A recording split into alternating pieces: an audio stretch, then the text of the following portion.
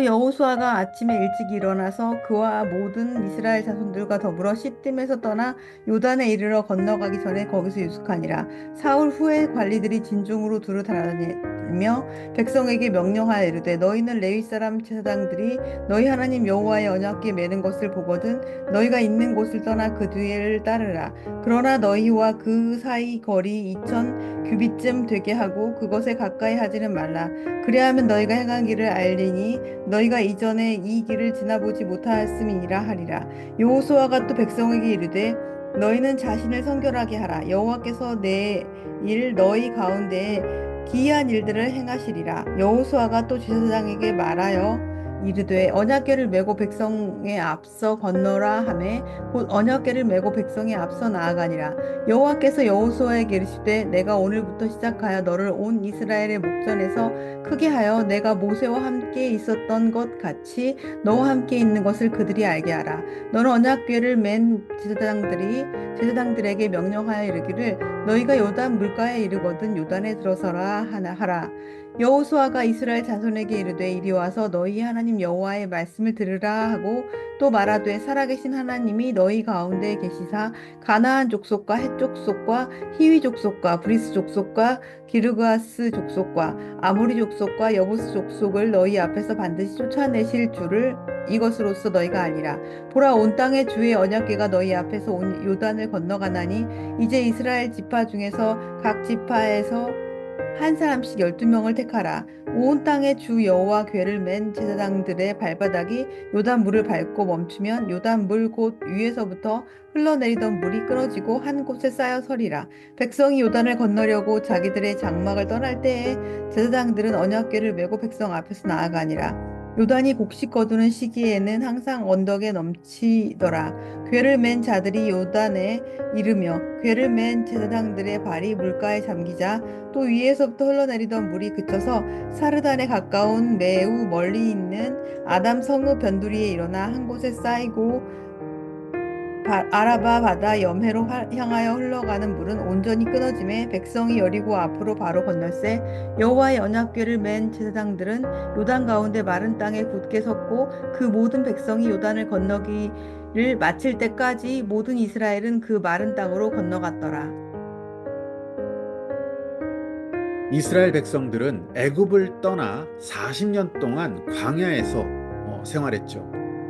이제 그 모든 시간의 마무리, 여호수아와 백성들은 꿈에 그리던 가나안 땅으로 입성하게 됩니다. 그 마지막 관문 요단 강을 건너기 직전에 있었습니다. 요단 강을 건너야 하는 백성들의 마음은 설레기도 하고 또 두렵기도 했을 것입니다. 사실 그들이 그가 지내왔던 광야의 세월 40년 그리 아름답지 않았습니다. 불순종과 원망, 불평으로 점철된 그런 시간들이었습니다. 이제 그 모든 옛 일은 요단 동편 시딤 땅에 다 묻어버리고 이제 새로운 마음으로 요단강 건너 저 가나안 땅으로 들어가 새로운 시대를 열어가야 하는 바로 그 시점이 오늘 본문의 상황입니다. 지도자 여호수아는 백성들에게 하나님 하실 일, 즉 이 요단강을 기적적으로 건너가게 하실 하나님의 일에 대해서 백성들에게 매우 자세하게 설명합니다. 이것은 아직 일어나지 않은 일이었습니다. 혹시라도 여호수아가 이 일에 대해서 너무 자세하게 말했다가는 뭔가 오류가 조금이라도 생기면 자기 말의 권위를 상실하게 될 수도 있는 그런 상황이었습니다. 하지만 여호수아는 강하고 담대하게 말합니다. 하나님을 믿었습니다. 아직 벌어지지 않은 이 기적 같은 일에 대해서 자신이 하나님으로부터 들은 바를 그대로 백성들에게 말합니다. 요단강, 그 흐르던 물이 한 곳에서 쌓여서 서게 되고 또 물이 쌓이는 곳으로부터 물이 그쳐지게 된다는 정말 믿기 어려운 예고였습니다. 15절, 우리가 15절 말씀을 잘 보면 때가 어떤 때였습니까? 곡식 거두는 시기였습니다. 이 무렵 요단강은 1년 중 최고 수위를 기록하는 기간이었습니다. 물이 넘쳐 흐르는 그런 때였다는 것이죠. 그때 이 요단강의 수심은 보통 3, 4미터 달했습니다. 사람이 헤엄을 쳐야만 건너갈 수 있는 그런 수심이었다는 것이죠. 강의 너비는 대략 30m나 되는 그런 시기였습니다. 발로 강물을 막아 서라. 궤를 맨 제사장들이 그 강물을 발로 막아 서야 했습니다. 어쩌면 그들에게는 정말 말할 수 없는 두려움이 임했을지도 모릅니다. 하지만 이 제사장들도 여호수아처럼 담대함으로 그들의 발을 떼었습니다. 강물 속으로 한 걸음 한 걸음 들어갔습니다. 오른쪽 물들은 쌓이기 시작하고 왼쪽 물은 흘러가서 요단강은 순식간에 바닥을 드러내게 되었습니다. 그리고 모든 이스라엘 백성들은 그 마른 땅을 건너가게 됩니다. 이스라엘은 더 강하고 담대해야 했습니다.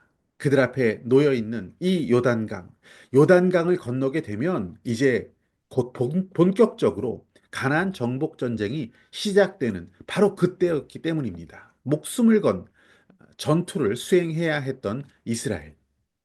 사실 그들은 제대로 된 군사훈련 한 번도 받아보지 못한 자들이었습니다. 당시 최고의 철기 문명을 가진 족속들이 가나안 족속들이었습니다. 거인들이 득실거리는 그 아낙 자손들의 땅, 가나안으로 들어가서 이제 전쟁을 벌여야 했던 이스라엘.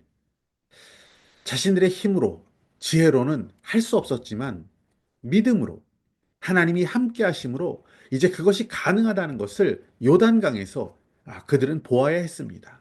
하나님은 그들에게 기적을 보여주셨던 것입니다.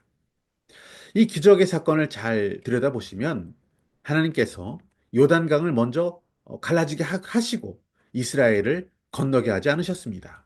믿음으로 먼저 제사장들이 요단강 물속으로 들어가야 했습니다. 그리고 나서 하나님은 요단을 갈라주셨다.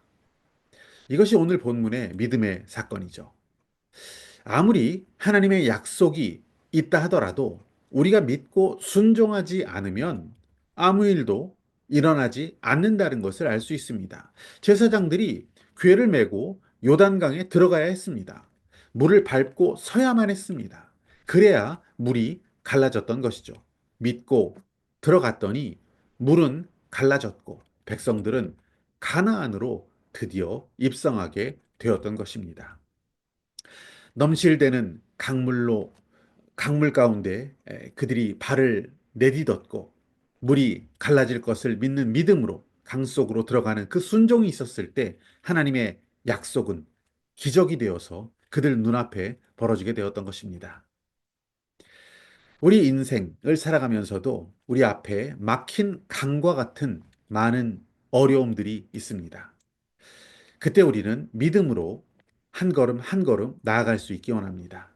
아무리 도도히 흐르는 무서운 강물처럼 보이는 강이 있다 하더라도 우리가 믿음으로 발을 내딛기만 한다면 마른 땅처럼 되게 하시는 기적의 하나님이 계시다는 것을 믿기 원합니다.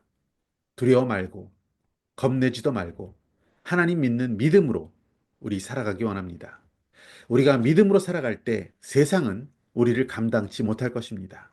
마귀 사탄은 믿음으로 살아가는 우리를 보며 두려워 벌벌 떨게 될 것입니다. 우리 눈앞에 놓인 막힌 강, 믿음으로 극복해야 할 요단강을 건너가게 하시는 하나님이 계시다는 사실을 믿고 기적을 맛볼 수 있는 저와 여러분의 한 해가 되시기를 축복합니다.